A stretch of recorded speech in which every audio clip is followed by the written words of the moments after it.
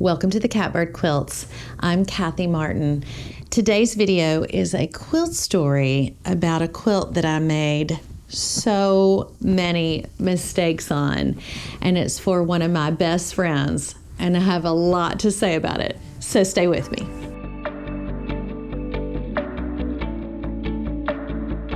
I learned so much making this quilt. It is the Magnolia quilt by Chelsi Stratton, and I started out not really intending to make this as a whole quilt.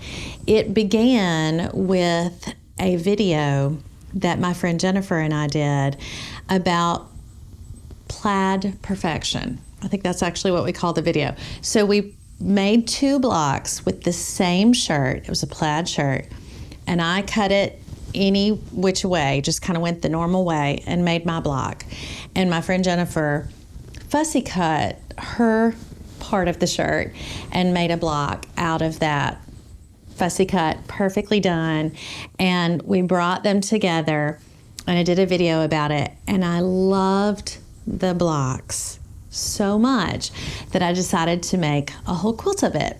It's really funny because I feel like each quilt that I've made, and this is why we do the quilt story videos, it has its own story and it has its own life. I'm not a brand spanking new quilter anymore, but I still am a new-ish quilter, and I'm learning constantly. As I started making more blocks to add to this, what would become a quilt, I realized that I had the perfect person to give this quilt to, and it is my bestie from North Carolina, Pamela. And I have to tell you briefly, I don't do brief, about Pamela. Pamela and her husband Chris and my husband Paul and I are very, very good friends. When we were living in North Carolina, it was Pamela who, if I had a problem, I called. It was Pamela. They have 3 daughters, 2 of whom are exactly the same age as our daughters. And so we were together all the time. We spent hours at the pool together. We were in carpools together. We were in church together. We lived very near each other in our neighborhoods. So we spent countless hours together, both in the care of our children and then just in friendship. I probably have laughed and cried more with Pamela than maybe any other friend, even just in the short period of time that we lived there. We were just together a lot. And so she's kind of like my ride or die in North Carolina. And when you're like me and have moved around a lot, I have besties in every state that we lived in, I think. And we just really enjoyed each other's company. And Pamela may be one of the most understanding and compassionate people I have ever met in my life, which is the perfect friend for me because I am driven by a deep need to be understood. So as I was making the blocks, and I think I even talked about this on the video, I realized that prior to that time of making that block, I had not been sewing with a scant 1/4 inch seam allowance. And in fact, I had seen so many, suggested for you how to get the perfect 1/4 inch seam allowance. And I've said this before and I will continue to say it. For some reason, one of my first reactions is to scoff at well-meaning quilting advice. And the whole 1/4 inch seam allowance was one of those things I was like, psh, I don't need that. I'm having no problem matching up my points with my seam allowance. So I must be doing beautifully. And I was doing beautifully, except I was using a fairly fat 1/4 inch seam allowance, which I did not know because I was not putting my blocks with anyone else's blocks. I was fairly consistent in my fat 1/4 inch seam allowance, and so everything matched up. And then enter Jennifer's block, and her block was a whole 1/2 inch bigger than my block because she uses a very scant 1/4 inch seam allowance and has been sewing and quilting forever. So of the two of us, we knew who was doing it properly, which is why she did the perfection block to begin with. And so I was like, oh, haha, look at that. And didn't think anything about it, except I realized, oh gosh, I need to get with the program. And so I had also scoffed at the 1/4 inch seam allowance washi tape that you can buy on the roll to put on your sewing machine. I had thought, who would do that? I do that because as I was making these blocks, I realized that I needed to get it straight, literally. And I was going to be doing a lot of snowball corners and kind of that flip and trim. And I was really at that point not willing to mark every piece with a, you can line your square up and mark it with a pencil and sew to the right of the pencil mark. I didn't want to do that level of work. Don't ask me why. So I quickly had to reverse my opinion about the 1/4 inch seam allowance tape and promptly attached it to my sewing machine and used that as my guide for my snowball corners.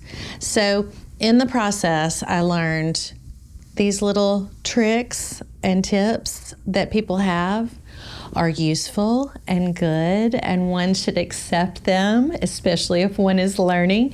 So I reversed my opinion, put my seam tape down. It changed the game for me in terms of the snowball corners, and I started having a lot of success and making a lot of progress quickly because I wasn't having to mark my seam, so on and so forth. You get the idea. So I started running through my blocks, and a lot of them are shirts, not all of them. At that point, I had not made many quilts with a mixture of shirt types. I had done, I think, one other quilt that I had used linen, for example, and this is the case. So I had linen, I have this plaid block right here that you see. It's both the inspiration and the offender that we will get to.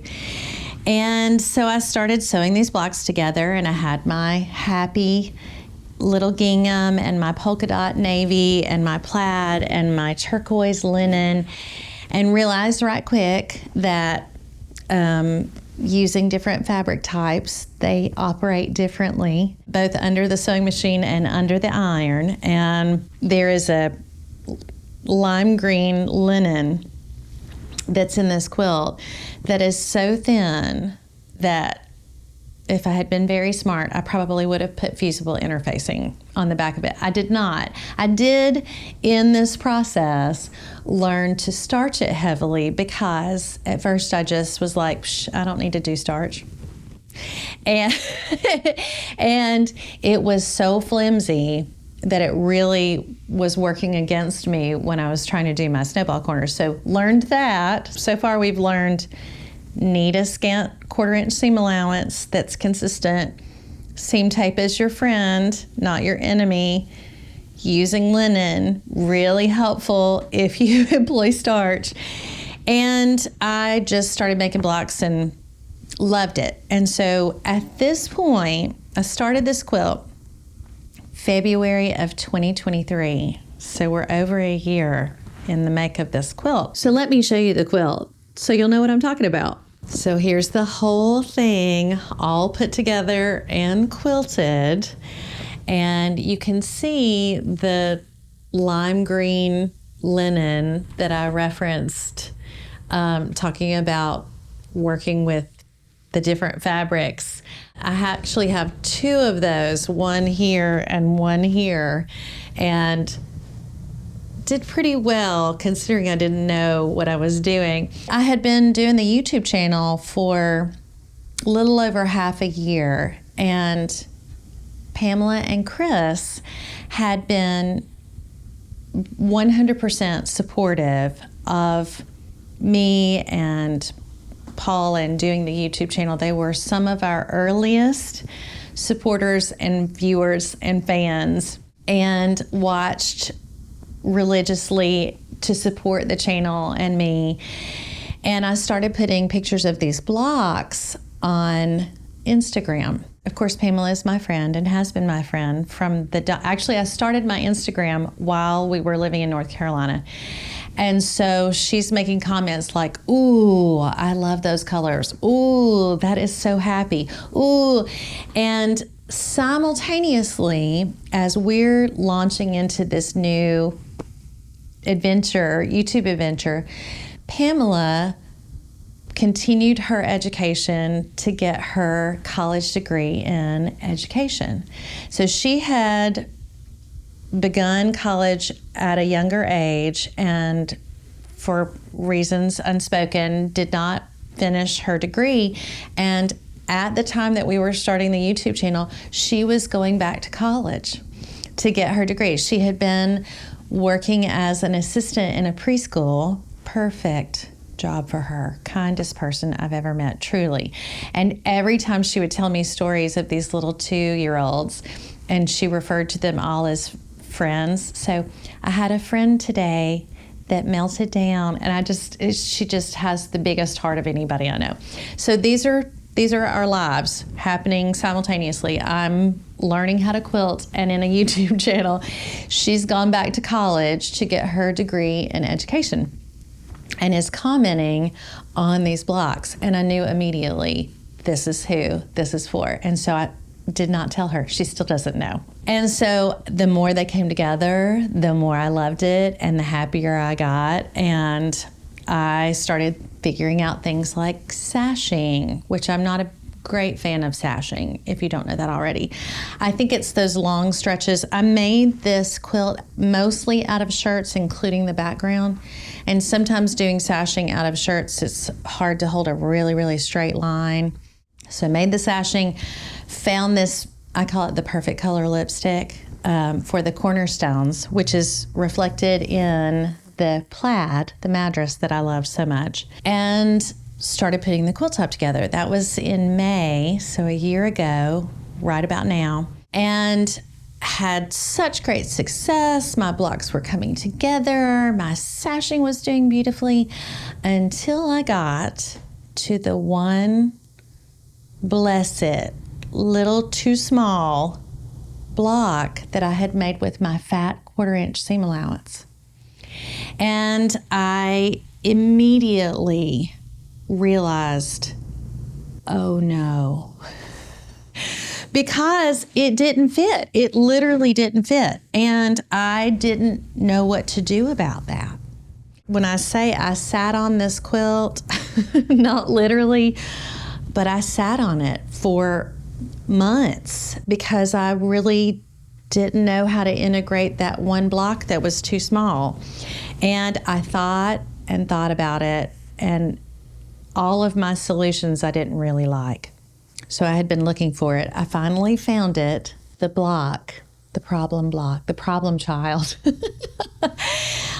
This is the block that was too small. And you may be thinking, looks just fine to me.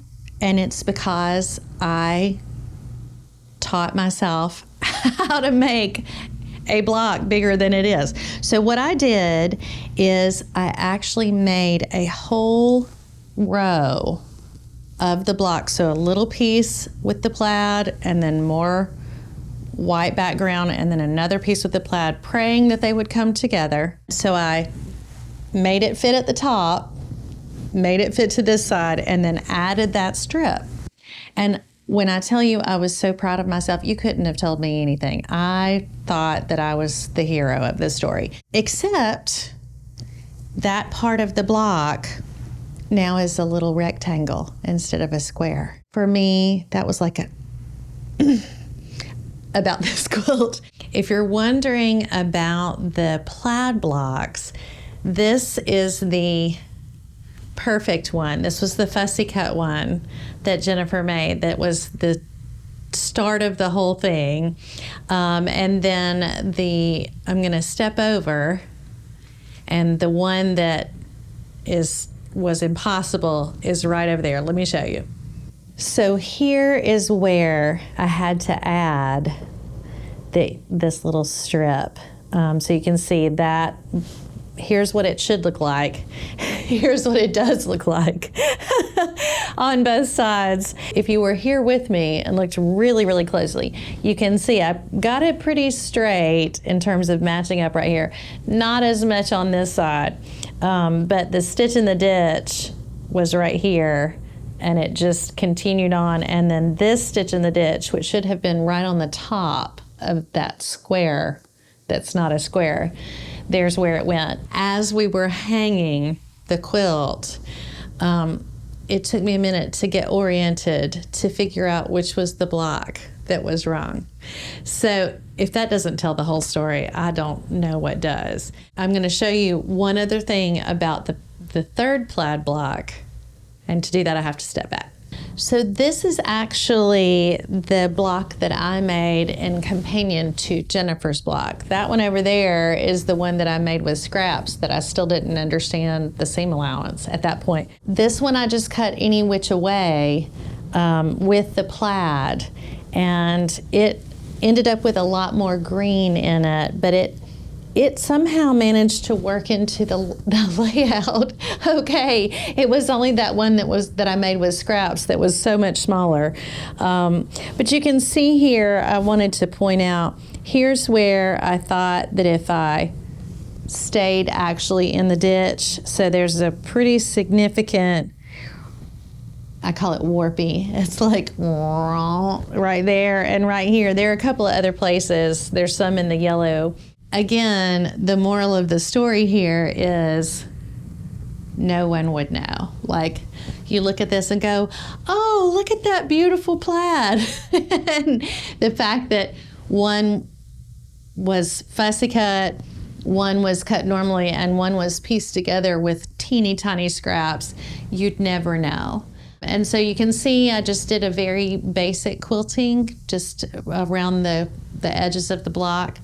And I think it really works. I hope you get a sense of how sunny and happy it is. Every picture I've taken of this quilt so far has not really demonstrated how bright and cheerful and happy it is. Although I will say the addition of the gingham with the lollipops, I mean, it's gingham with lollipops. So there's a lot of happiness and love in this quilt.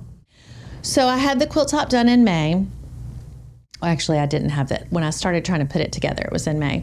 So a few months pass, and I decided I need to get this thing together, which meant putting the backing. So I bought a sheet, well, I had a sheet from the thrift store, and I wanted to use all of the little pieces, all the little cutoffs from the snowball corners, because I thought, oh, these shirts are so pretty and these colors are so bright and so happy. I need to use them in some way on the back. Had the thrift store sheet, had this genius idea. I would make little corners, and it's called confetti. So I made like confetti blocks. And in the process, my sheet was the exact size as the quilt top. Hooray! Fantastic. Cut it up, made my little corners with my cut-offs. Did not think about the fact that once you cut it up and start sewing it back together, you lose fabric for every seam. A half an inch, actually. And so when you lose a half an inch over 8 blocks wide and 8 blocks or however many it is, you lose a lot of fabric. And I had not actually factored in the overhang for the backing that you need to quilt it. So I got the whole back made, and it's smaller than the quilt top. Which, by the way, quilt top, quilt back, who came up with that? Quilt front, quilt back, quilt top, quilt bottom? Makes more sense. Then I had to come up with something to make it big enough, the backing, for the front. So this was like lesson number, I think we're on like 5 now. And so I had this idea. I would put this border on it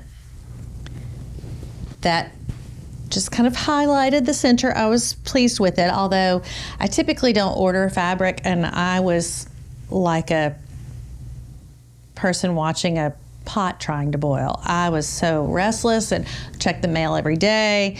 Finally got it stitched on. Fantastic. Looks pretty good. And if you want to see it more, we actually did a quilt back video, and it was quilt sandwiched at that point. It hadn't even been quilted. And so I got it all put together, again, feeling pretty smug with myself, and realized that because I had centered the backing with a border, that I basically had committed myself to doing the quilting. If you've been with me on the channel for a while, you know the quilting is really not my favorite part. And I'm not especially good at it, probably because I won't practice. I won't take the time and practice quilting. So then I was like, oh gosh. So I quilt sandwiched it, and it stayed in quilt sandwich form for a surprisingly long time, until I kind of screwed up my courage again and decided I needed to just buckle down and quilt it. All this time, I'm thinking, oh my gosh, I hope Pamela loves this quilt. Pamela is going to love this quilt.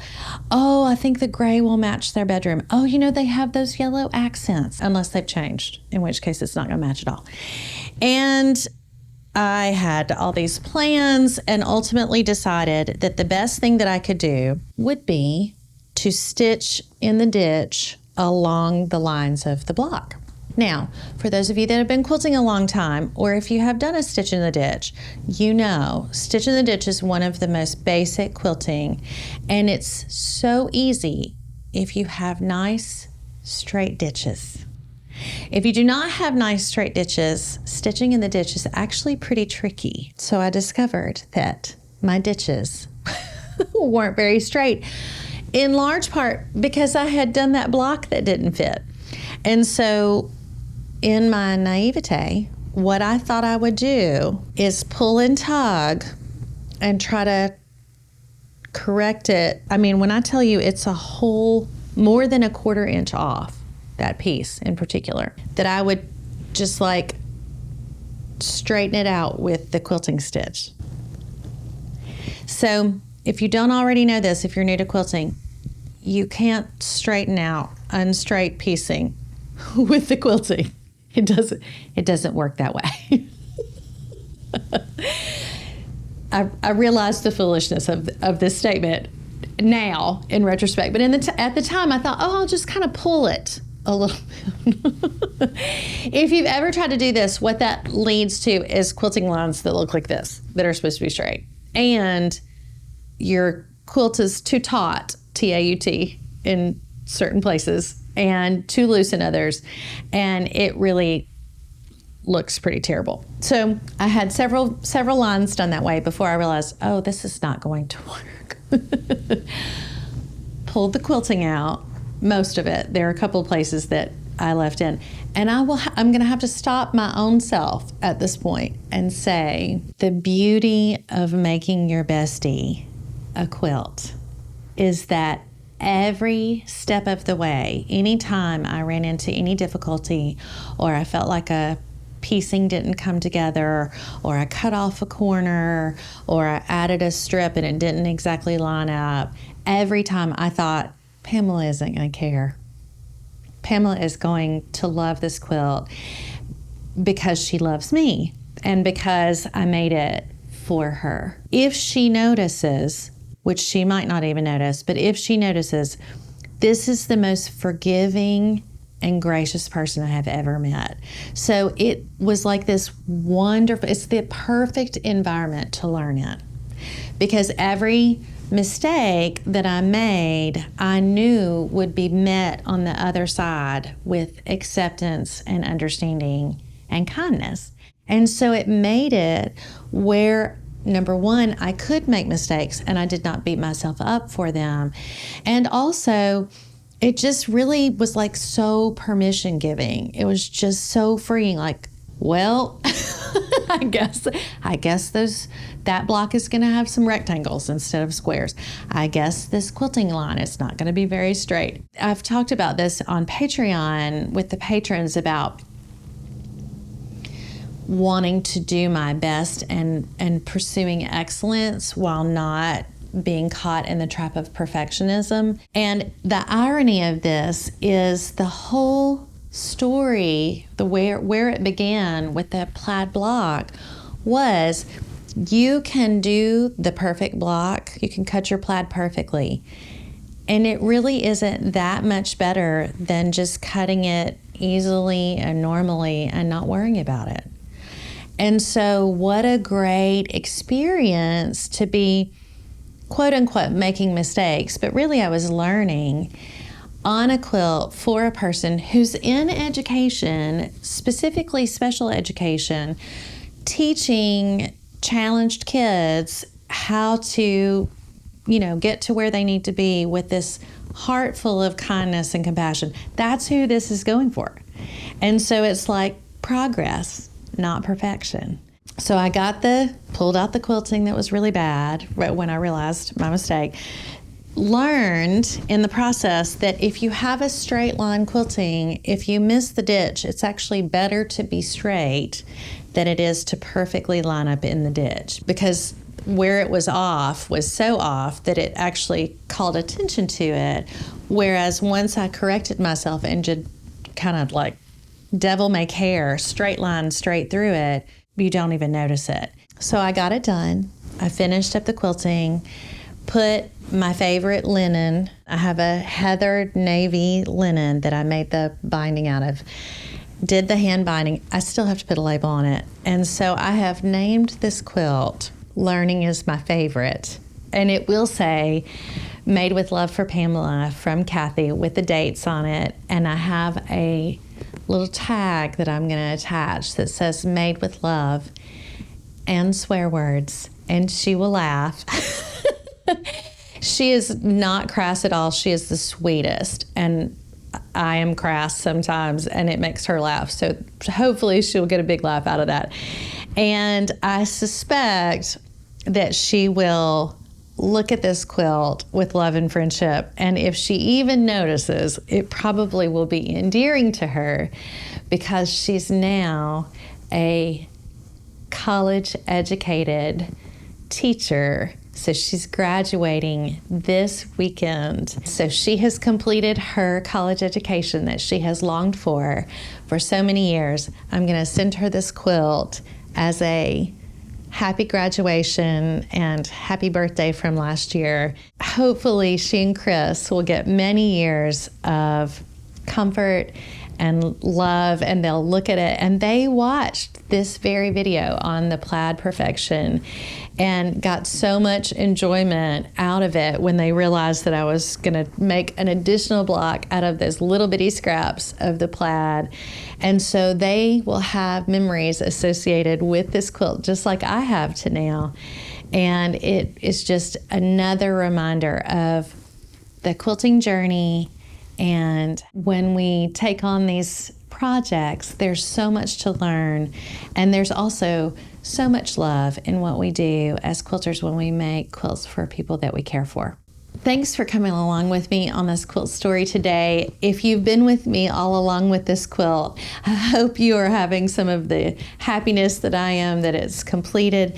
And I hope it's been an encouragement to you that as you make mistakes on your quilts, as you're learning on your quilts, there is no downside. I hate people that say, it's all good. No, it's not. Yes, it is. It's all good. I'm Kathy Martin. This is the Catbird Quilts. Thanks so much for watching.